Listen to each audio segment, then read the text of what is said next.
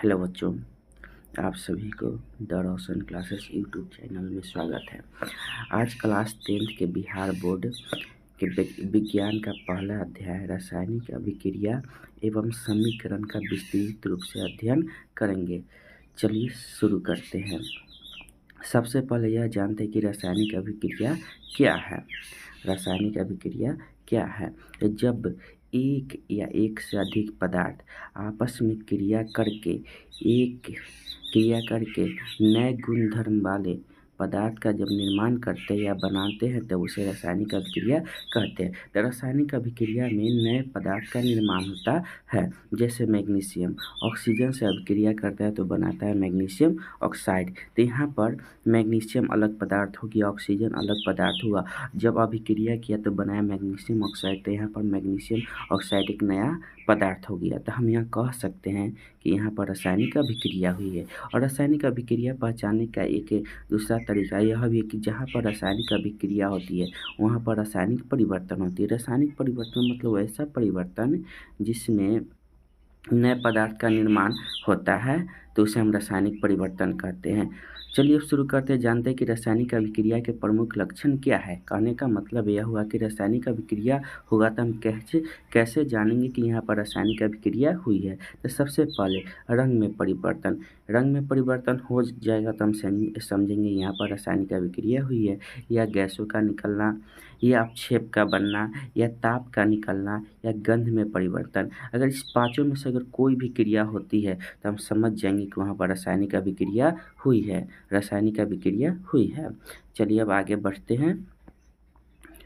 अब समझते हैं कि रासायनिक समीकरण क्या है। रासायनिक समीकरण क्या है? तो रासायनिक अभिक्रिया को संकेत और सूत्रों के रूप में यानी प्रतीक और सूत्रों के माध्यम से व्यक्त करना रासायनिक समीकरण क्या है। तो आपसे अगर पूछा जाएगा कि रासायनिक समीकरण क्या है तो रासायनिक अभिक्रिया को प्रतीकों एवं सूत्रों के माध्यम से व्यक्त करना रासायनिक समीकरण कहलाता है। जैसे कि रासायनिक अभिक्रिया जब हाइड्रोजन ऑक्सीजन से जब अभिक्रिया करता है तो जल बनाता है। तो यहाँ पर रासायनिक अभिक्रिया हुई। इसी रासायनिक अभिक्रिया को हम संकेत और सूत्रों के रूप में यानी प्रतीक और सूत्रों के माध्यम से व्यक्त करेंगे तो यह हो जाएगा रासायनिक समीकरण। जैसे हाइड्रोजन का संकेत होता है H, ऑक्सीजन का होता है O, और अभिक्रिया करता है तो जल का सूत्र होता है H2O। तो इसी को सूत्र के रूप में लिख दिए 2H2 + O2 बराबर हो गया 2H2O। यहाँ पर 2 और 2 कहाँ क्यों आया? इसलिए आया क्योंकि इसको बैलेंस किया गया है। तो इसको हम बोलेंगे रासायनिक समीकरण। तो सर शब्द समीकरण क्या है? तो रासायनिक अभिक्रिया को शब्दों के रूप में व्यक्त करना शब्द समीकरण कहलाता है। चलिए जैसे हम रासायनिक समीकरण लिखते हैं तो वहाँ पर प्लस तीर SLG और AQ लिखा रहता है। इसका अर्थ क्या होता है? तो प्लस का अर्थ तथा या और होता है, तीर का मतलब है बनाता है यानी रासायनिक अभिक्रिया किस तरफ हो रहा है। S का मतलब ठोस होता है, L का मतलब द्रव होता है, G का मतलब गैस होता है, AQ का मतलब होता है जलीय विलयन। चलिए अब आगे समझते हैं। संतुलित रासायनिक समीकरण क्या है? चलिए अब समझते हैं कि संतुलित रासायनिक समीकरण क्या है। एग्जाम के दृष्टि से बहुत ही महत्वपूर्ण है कि संतुलित रासायनिक समीकरण क्या है। रासायनिक अभिक्रिया होती है, रासायनिक अभिक्रिया होता है तो उसे हम रासायनिक समीकरण में व्यक्त करते हैं। तो रासायनिक समीकरण में व्यक्त करते हैं तो इसमें तत्व यानी अभिकारक का परमाणु संख्या और उत्पाद का परमाणु संख्या जब बराबर रहता है तो उसको बोलते हैं संतुलित रासायनिक समीकरण। और जब अभिकारक का परमाणु संख्या और उत्पाद का परमाणु संख्या जब बराबर न रहता है तो उसे बोलते हैं असंतुलित रासायनिक समीकरण। तो ये अभिकारक और उत्पाद क्या होता है? तो रासायनिक अभिक्रिया में जो भाग लेता है यानी तीर से जो पहले रहता है उसको बोलते हैं अभिकारक, जो तीर के बाद आता है उसको बोलते हैं उत्पाद बोलते हैं। और अभिकारक और उत्पाद के बीच तीर का चिन्ह दिया जाता है। अगर दो अभिकारक रहेगा तब प्लस का चिन्ह उसके बीच में आ जाएगा, और दो उत्पाद रहेगा तो उसके बीच में भी प्लस का चिन्ह आ जाएगा। संतुलित रासायनिक समीकरण क्या है? तो जिस रासायनिक समीकरण में अभिकारक और उत्पादों के दोनों ओर प्रत्येक तत्व के परमाणु संख्या जब समान हो तब उसे संतुलित रासायनिक समीकरण कहते हैं। यहाँ पर देखिए H कितना है 2, यहाँ पर H कितना है 2, यहाँ पर O कितना है 2 और यहाँ पर O कितना 1। क्या दोनों तरफ बराबर है? नहीं, तो इसको बोलेंगे असंतुलित रासायनिक समीकरण।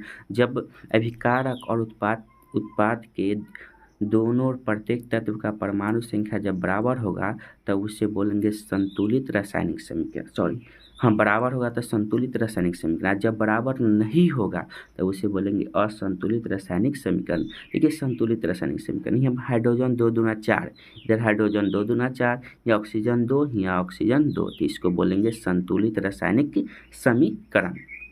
चलिए आगे बढ़ते हैं। चलिए अब आगे समझते हैं कि रासायनिक अभिक्रिया कितने प्रकार के होते हैं। उस रासायनिक अभिक्रिया का पहला प्रकार है संयोजन अभिक्रिया। तो संयोजन अभिक्रिया क्या है? तो जब दो या दो से अधिक पदार्थ आपस में मिलकर एक नया पदार्थ का निर्माण करता है तो उसे संयोजन अभिक्रिया कहते हैं। संयोजन अभिक्रिया क्या है? जब दो पदार्थ मिलकर एक नए पदार्थ का जब निर्माण करता है तब उसे संयोजन अभिक्रिया कहा जाता है। जैसे यहाँ पर देखिए, मैग्नीशियम एक पदार्थ हो गया, ऑक्सीजन एक पदार्थ हो गया, तो दो पदार्थ हो गया, दो पदार्थ मिलकर एक नया पदार्थ मैग्नीशियम ऑक्साइड का निर्माण किया। तो यहाँ पर हम कह सकते हैं कि यहाँ पर संयोजन अभिक्रिया हुई है।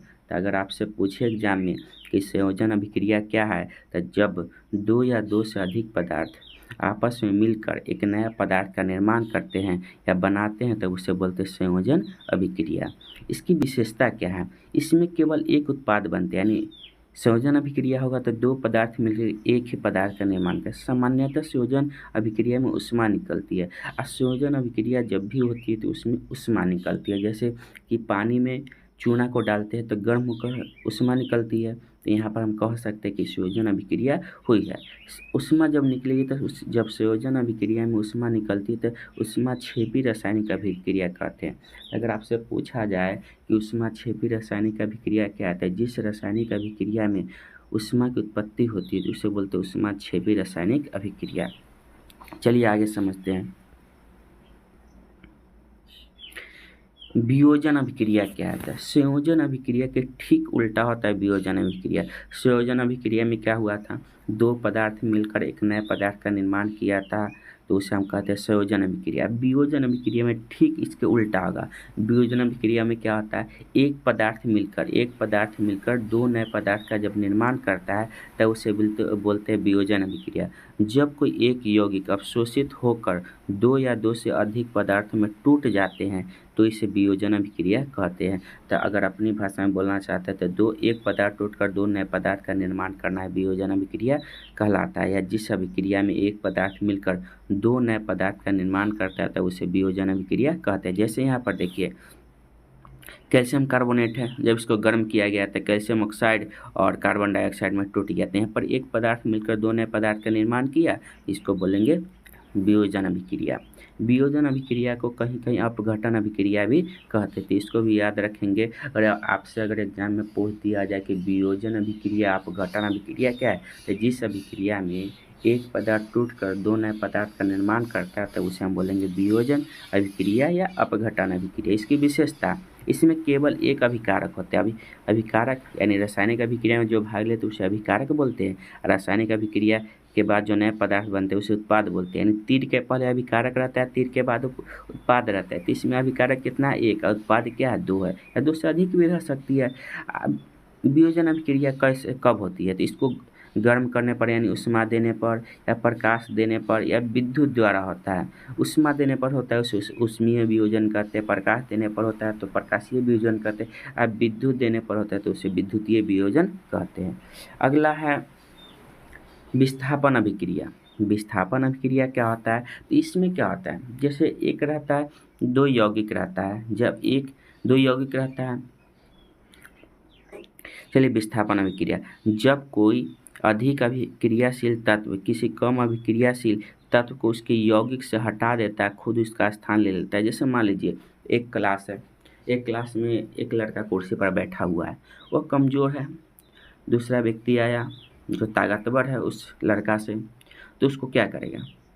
एक ही कुर्सी है तो क्या करेगा? उसको कुर्सी पर से हटा देगा और खुद कुर्सी पर बैठ जाएगा, तो उसका स्थान ले लिया। तो जो कम अभिक्रियाशील था ना, उसको हटा के और ज़्यादा अभिक्रियाशील जो तत्व रहता है खुद उसका स्थान ले लेता है, तो ऐसे अभिक्रिया को बोलते हैं विस्थापन अभिक्रिया।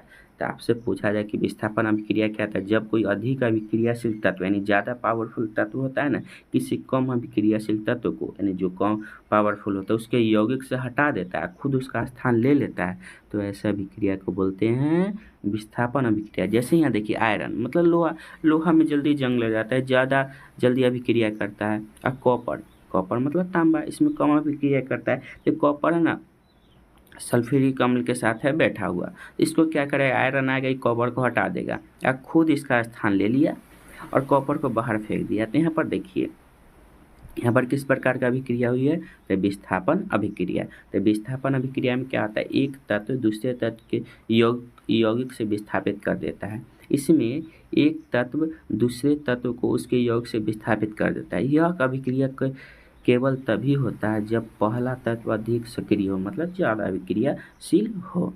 चलिए अगला समझते हैं कि द्विविस्थापन अभिक्रिया क्या है। तो द्विविस्थापन में ऐसा नहीं होता। जैसे द्विविस्थापन, जैसे मान लीजिए क्लास में 2 विद्यार्थी बैठा हुआ है। पहला विद्यार्थी को कुर्सी मिला है सोफा वाला, दूसरा विद्यार्थी को प्लास्टिक वाला कुर्सी मिला है और दोनों एक दूसरे को कुर्सी की तरफ देख रहा है। पहला व्यक्ति को मन कर रहा है कि हम वो कुर्सी ले लें, दूसरा व्यक्ति को मन कर रहा है कि हम ये कुर्सी ले लें। तो दोनों आपस में बातचीत करें, क्यों ना हम दोनों बदला बदली कर लेता है। जब बदला बदली कर लेता है तो पहला व्यक्ति इस कुर्सी पर आ जाता है प्लास्टिक वाला पर, दूसरा व्यक्ति सोफा वाला पर चले जाता है। तो यहाँ पर किसी को नुकसान न हुआ, दोनों आपस में आदान प्रदान कर लिया। तो यह इसी तरह अभिक्रिया में भी होता है। जब दो यौगिक के आयनों आपस में आदान प्रदान होती है तो इसे द्विविस्थापन अभिक्रिया कहते हैं। यहाँ पर देखिए जब दो यौगिक आपस में अपने आयनों के कारण जब अपने तत्वों का आदान प्रदान करता है तब उसे बोलते हैं द्विविस्थापन अभिक्रिया। जैसे देखिए यहाँ पर AgNO3 के साथ है, यहाँ पर NaCl के साथ है।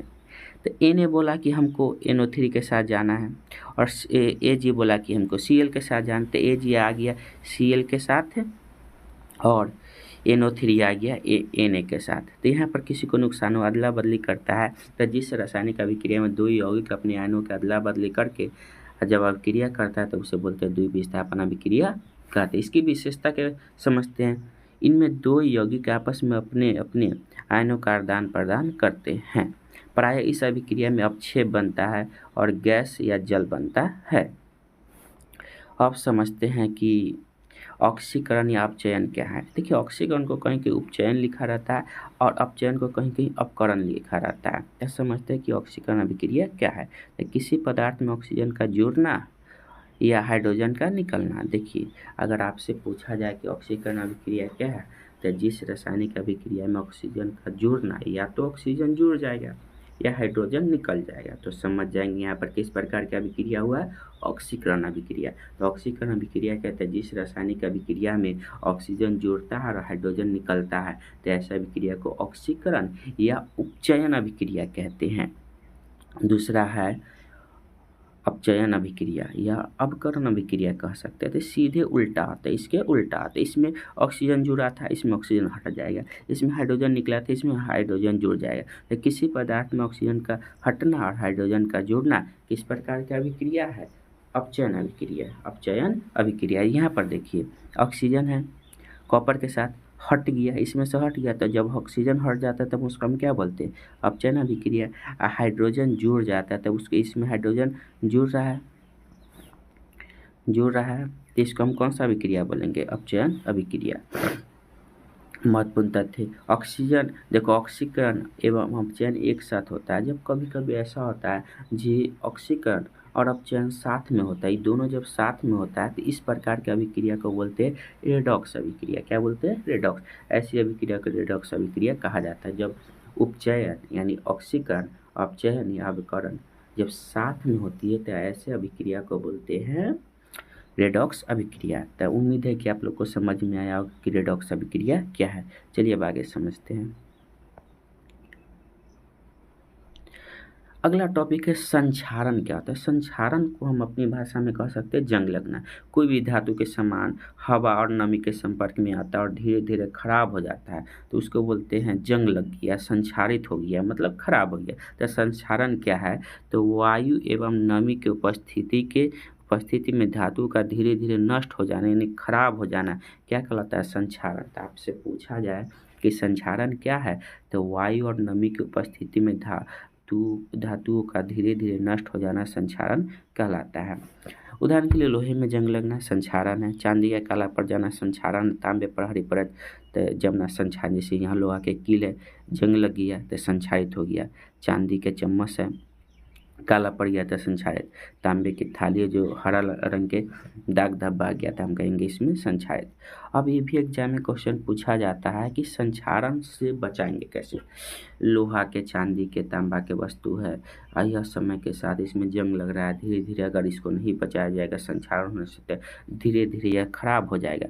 तो अक्सर आपसे एग्जाम में आप लोग अपने ही घर में देखिए, लोहा के बनी वस्तु रहती है, जैसे लोहा का ग्रिल ही है, अगर हम उसको बनवा के लाए जैसे है लगा दिए तो कुछ समय बाद जंग लग के नष्ट हो जाएगा। लेकिन हम उसी तरह पेंट कर देते हैं या तेल या ग्रीस लगा देते हैं, गैल्वेनाइजेशन कर देते हैं, मिश्र धातु के रूप में बना देते हैं, तो इसका जो संक्षारण की प्रक्रिया है ना बंद हो जाता है। बंद हो जाने के रीजन है कि जब पेंट करते हैं तो हवा और नमी का इससे संपर्क टूट जाता है, जिसकी वजह से इसमें अभिक्रिया न होती और जंग नहीं लगती। तो सबसे पहला कार्य करेंगे पेंट कर देंगे, या पेंट नहीं कर सकते तो तेल या ग्रीस लगा देंगे या गैल्वेनाइजेशन कर देंगे या मिश्र धातु का बना देंगे। यानी मिश्र धातु क्या होता है? दो या दो से अधिक धातुओं का आपस में मिलकर एक जब नया धातु बनता है ना तो उसको बोलते हैं मिश्र धातु। तो पेंट करना, धातु की सतह पर पेंट की परत चढ़ाने से वायु और नमी का संपर्क नहीं होता है, जिसकी वजह से वो जंग नहीं लगना।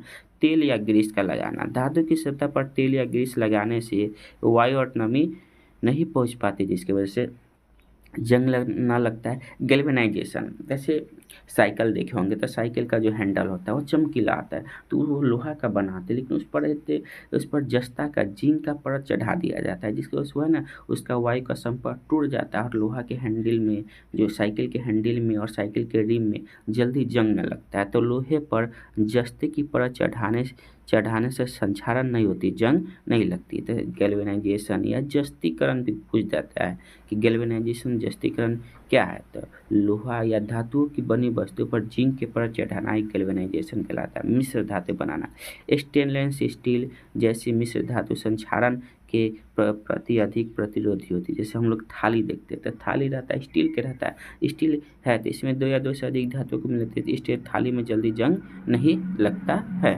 चलिए अब आगे समझते हैं।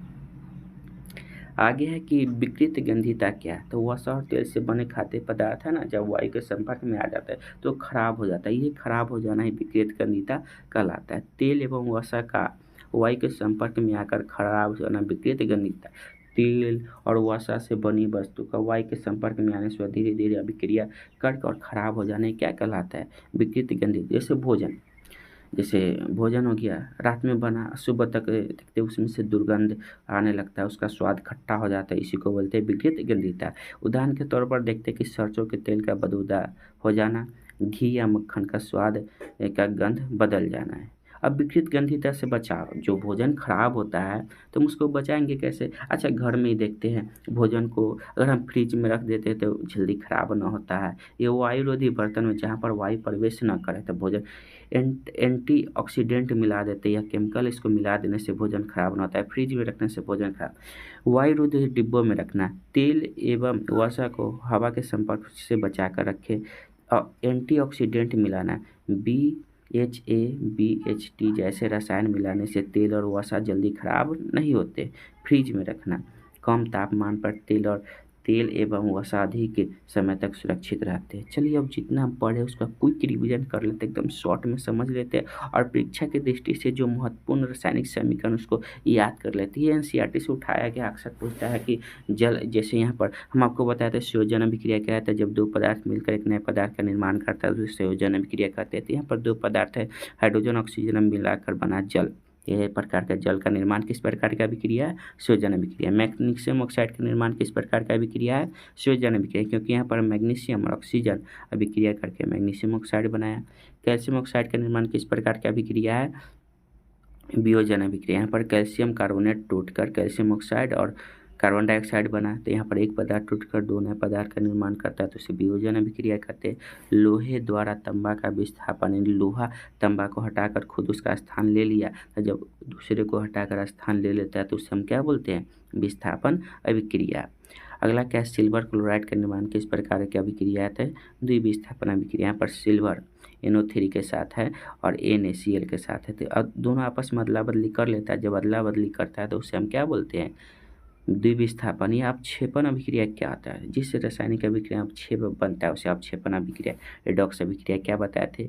जब ऑक्सीकरण और अवकरण साथ में होता है तो उसे बोलते हैं रेडॉक्स अभिक्रिया। अब जो ये सब देखिए, रासायनिक अभिक्रिया, रासायनिक समीकरण, संयोजन अभिक्रिया, वियोजन अभिक्रिया, विस्थापन अभिक्रिया, द्विविस्थापन अभिक्रिया, ऑक्सीकरण, अपचयन, संक्षारण, विकृत गंधिता, ये सब एग्जाम की दृष्टि से बहुत ही महत्वपूर्ण है, तो इसको याद रखिएगा। अक्सर इस चैप्टर से इस टाइप के क्वेश्चन पूछा ही जाता है। इसको हम क्विक रिवीजन करते हैं। रासायनिक अभिक्रिया, नए पदार्थों के निर्माण की प्रक्रिया रासायनिक अभिक्रिया कहलाता है। रासायनिक समीकरण, अभिक्रिया को प्रतीक और सूत्रों द्वारा दर्शाना। रासायनिक समीकरण, संयोजन अभिक्रिया, दो या अधिक पदार्थ मिलकर एक नया पदार्थ बनाते हैं तो उसे संयोजन अभिक्रिया कहते हैं। वियोजन अभिक्रिया, एक यौगिक टूटकर दो या दो से अधिक पदार्थ बनाते हैं तो उसे वियोजन अभिक्रिया। विस्थापन अभिक्रिया, अधिक अभिक्रियाशील तत्व कम अभिक्रियाशील तत्व को हटाता है तो उसे बोलते हैं विस्थापन अभिक्रिया। यानी ज़्यादा पावरफुल कम पावरफुल लड़का को कुर्सी पर से हटाकर खुद बैठ जा रहा है तो उसे विस्थापन अभिक्रिया, विस्थापित कर दे रहा है। द्विविस्थापन, दो यौगिक के आयनों का आदान प्रदान।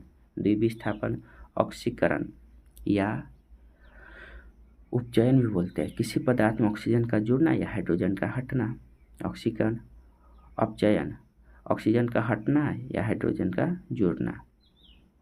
अपचयन, संक्षारण, धातु में जंग लगना, धातु वायु और नमी से नष्ट हो जाना। विकृत गंधिता, तेल और वसा का वायु के संपर्क में आने पर खराब हो जाना क्या कहलाता है? विकृत गंधिता। यह चैप्टर समाप्त हुआ। उम्मीद है कि समझ में आया होगा, और कोई भी कमियां लगे तो आप हमें कमेंट करके बोल सकते हैं, सर ये चीज़ नया समझ में और थोड़ा डिटेल से समझा सकते हैं तो समझाइए, तो हम और बेहतर तरीक़े से समझाने का प्रयास करेंगे। धन्यवाद।